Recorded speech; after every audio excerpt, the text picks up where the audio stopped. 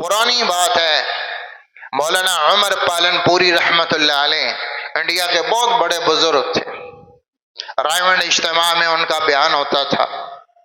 حیدرآباد ہمارا جو سندھ میں ہے تشریف لے گئے، ایک صاحب آئے، انہوں نے کہا حضرت پرانی بات ہے تو 1000 روپیہ میری ماہانہ آمدن ہے، تنخواہ ہے، اور میرا 1000 میں گزارا نہیں ہوتا، کوئی وظیفہ بتا دیں۔ حضرت نے کہا جی ہمارا کام وظیفوں کا تو ہے نہیں بھائی، کہیں اور رابطہ کرو۔ اس نے کہا جی نہیں، مجھے عقیدت آپ سے ہے، وظیفہ آپ ہی دیں گے۔ حضرت نے کہا بھائی میرا تو کام نہیں وظیفے بتانا، کہیں اور رابطہ کرو۔ وہ ضد کرتا رہا، آپ انکار کرتے رہے۔ جب اس نے کہا جی نہیں آپ سے لینا ہے، تو حضرت نے بٹھا لیا، فرمایا اچھا بتاؤ سارا دن کرتے کیا ہو، تمہارا کام کیا ہے؟ اس نے ساری روٹین بتائی، اپنا دفتر بتایا، اپنی نوکری بتائی، اپنی تنخواہ بتائی، اور اس میں کیا کیا میں دن میں کرتا ہوں، نوکری کے دوران کیا کرتا ہوں، سارا بتایا۔ اس میں پتا چلا کہ ٹائم پورا نہیں دیتا ملازمت کو، سرکاری نوکری ہے، ٹائم پورا نہیں دیتا، اور اس میں گھر کے کام کاج بھی کرتا ہے۔ تو حضرت نے کہا پھر عمل کرو گے جو میں بتاؤں گا؟ کہا جی کروں گا۔ تو آپ نے فرمایا پھر میں جو وظیفہ بتا رہا ہوں اس پہ ذرا جم کے دکھانا۔ وہ جم کے یہ دکھانا کہ اگلے مہینے سے جو تجھے تنخواہ ملنے لگے 1000، تو تو نے 100 روپیہ مالک کو واپس کر دینا ہے اور 900 روپے رکھ لینے۔ وہ کہنے لگا حضرت میں یہ کہہ رہا ہوں 1000 میں میرا گزارا نہیں، آپ کہہ رہے ہیں 900 کر لو۔ میں بڑھانے کی سوچ رہا ہوں، آپ گھٹانے کی طرف آ رہے ہیں۔ میں کہہ رہا ہوں 1000 میں میرا کام نہیں چلتا، آپ کہہ رہے ہیں 100 پھر بھی واپس کر دو۔ خیر حضرت نے چونکہ کہا تھا، پہلے وعدہ لیا تھا کرے گا، اس نے کہا جی کروں گا۔ کرنا شروع کر دیا، ہر مہینے 100 واپس، ہر مہینے 100 واپس، 900۔ مالک بھی پریشان ہے، فارمولہ اسے بھی کوئی سمجھ نہیں آیا۔ چند مہینے گزرے، کچھ 6 مہینے بعد حضرت تشریف لائے پاکستان، تو پھر ملاقات ہوئی، پوچھا ہاں بھائی؟ انہوں نے کہا جی حضرت حالات تو اور ٹائٹ ہو گئے، حالات صحیح نہیں، حالات اور خراب ہیں۔ حضرت نے کہا اچھا پھر اس طرح کرو، اب 200 روپیہ واپس کیا کرو، 800 روپیہ لیا کرو۔ کہا حضرت میں کہہ رہا ہوں حالات ٹھیک نہیں، آپ کہہ رہے ہیں 800 لیا کرو اور 200 واپس کر دو۔ خیر انہوں نے وعدہ لیا ہوا تھا کہ جو نسخہ پھر میں دوں گا تو کرنا پڑے گا۔ اب 800 لیتے ہیں، 200 واپس کرتے ہیں۔ اجتماع پہ تشریف لائے، رائمنڈ کے اجتماع پر ملاقات ہوئی، پوچھا ہاں بھائی سناؤ کیا حال ہے؟ انہوں نے کہا حضرت اللہ کی قسم بہت اچھا چل رہا، جو 1000 میں کام نہیں بنتے تھے 800 میں مزہ آ رہا ہے، اطمینان ہے، خوشی ہے، کام بھی سارے بن گئے، نظام بھی اچھا چل رہا ہے۔ لیکن حضرت سمجھ نہیں آیا یہ ہوا کیا کہ 1000 میں گزارا نہیں تھا، 800 میں بہت اچھا ہے۔ فرمایا بات یہ تھی کہ میں نے جو تیری ترتیب سنی کہ تو سرکاری نوکر ہے، ملازم ہے، تو تو کام ادھورا کر رہا تھا، تنخواہ پوری لے رہا تھا، لہٰذا تیرے مال میں حرام شامل تھا، تو گھر میں برکت نہیں تھی۔ میں نے تجھے کہا 200 واپس کرو جس کا تو حقدار نہیں، حقدار نہیں، جو تو نے کام نہیں کیا، وہ 200 تو نے واپس کیا، 800 کا تو صحیح حقدار تھا اور اتنا تو نے کام کیا تھا، لہٰذا وہ حلال کمائی تیرے گھر میں آئی تو تیرے گھر میں برکت ہو۔ سارے ملازم کہتے جی 35,000 روپے تنخواہ، گزارا نہیں، میں کہنا 40 ہو جائے اور ٹائم ادھورا، 40,000 تنخواہ، گزارا نہیں، کدھر 60 ہو جائے نا تب بڑا مزہ آئے گا، 60 ہو جائے۔ 60 والا کہہ رہے تھے گزارا کوئی نہیں ہو رہا، 1,00,000 ہو جائے تو بہت زبردست۔ 1,00,000 والا بھی پریشان ہے، وہ کہہ رہا میں 1,00,000 لے رہا ہوں پر گزارا میرا بھی ٹھیک نہیں ہو رہا۔ بھائی کمائی بڑھا رہے ہو لیکن کمائی کی برکت ہے کہ نہیں اس کی فکر نہیں۔ بھائی کمائی بے برکت ہے، کمائی کی برکت حاصل کریں۔ کمائی کی برکت یہ ہے کہ کمائی جس کام کی لے رہے ہیں وہ کام پورا کریں۔ جس کام کی لے رہے ہیں اس میں ڈنڈی نہ ماریں، اس میں خیانت نہ کریں۔ کام کیا 26 دن کا، تنخواہ لے رہے 30 دن کی، وہ 26 دن والی بھی بے برکت ہو گئی، چونکہ وہ حقدار نہیں تھا۔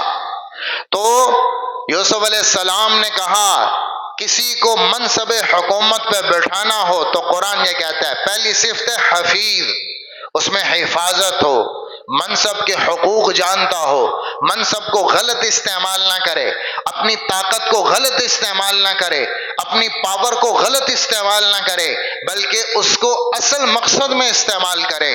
اور علیم، اس میں علم ہو، اس میں علم ہو، واقفیت ہو، حقوق جانتا ہو، یہ دو صفتیں ہوں تو یہ منصب پر بیٹھاؤ۔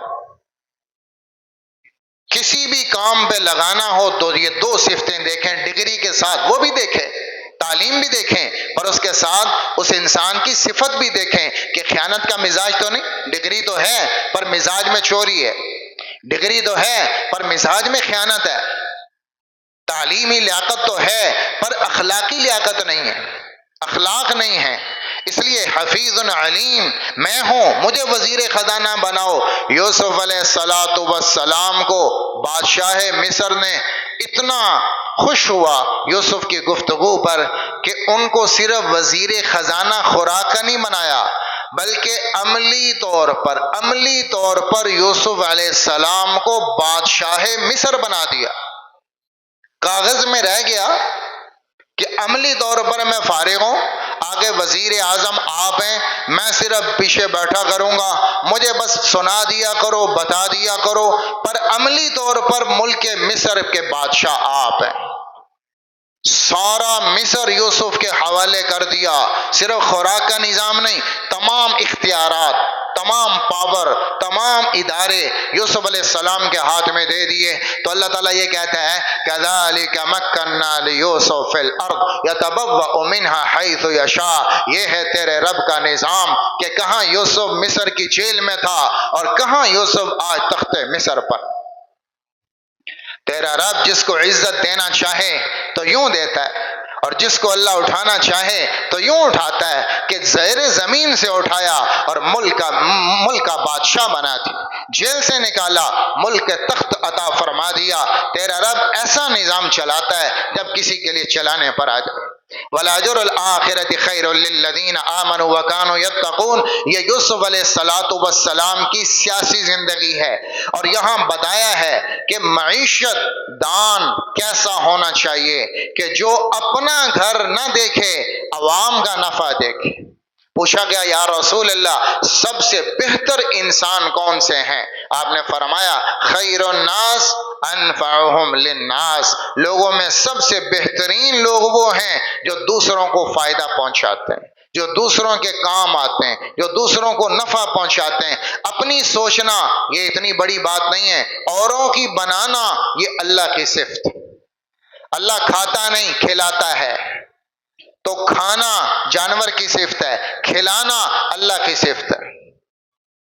جانور کھاتا ہے کھلاتا نہیں، اللہ وہ ہے جو کھلاتا ہے پر کھاتا نہیں، تو کھلانا اللہ کے اخلاق ہیں، اوروں کو پہنانا اللہ کے اخلاق ہیں، اوروں پہ خرچ کرنا یہ اللہ کے اخلاق ہیں۔ اور حدیث میں آتا ہے اللہ کے نبی نے کہا تخلقوا باخلاق اللہ، اللہ کے اخلاق اپناؤ، اللہ کے اخلاق اپناؤ کہ اللہ کھلاتا ہے، اللہ پلاتا ہے، اللہ کل کائنات پہ خرچ کرتا ہے، اللہ کل کائنات کو نعمتیں دیتا ہے، اور اس کے باوجود اللہ تعالیٰ کھاتا نہیں ہے کھلاتا ہے۔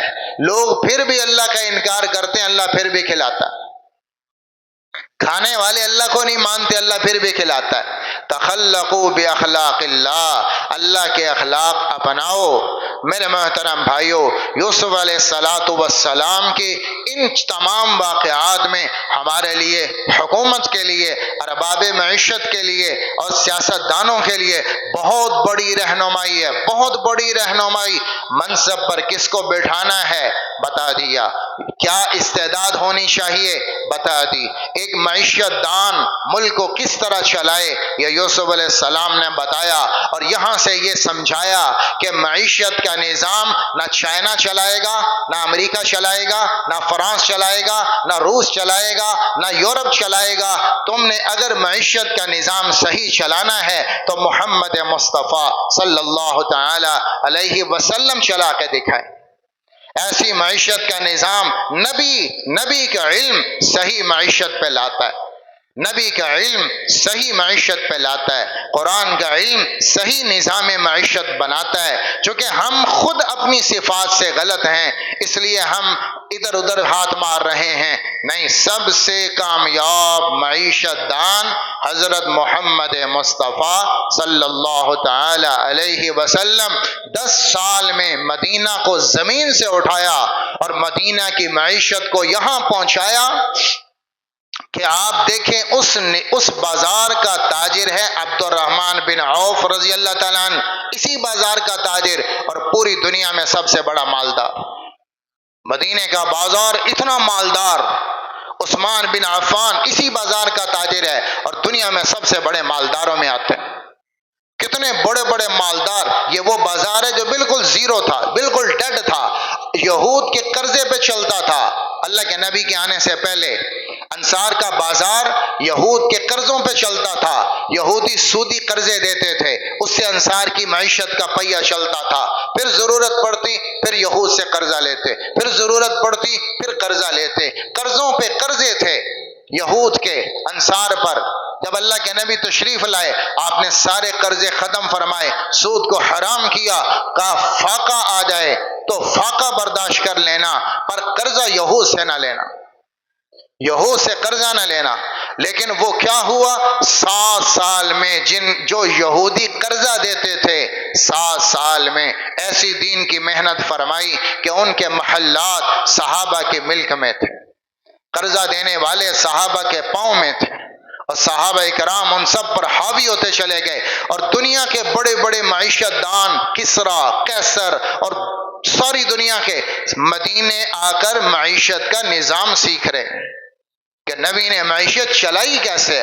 بھوکا عرب، چٹیل وادیاں، کارخانہ کوئی نہیں، فصل کوئی نہیں، دریا کوئی نہیں، نہر کوئی نہیں، آبپاشی کا نظام کوئی نہیں، زراعت کا ایک پودا نہیں آتا، فیکٹری کارخانہ کوئی نہیں، ریت میں پڑے ہوئے صحرائے عرب کے انسان دنیا کے مالدار کیسے بن گئے؟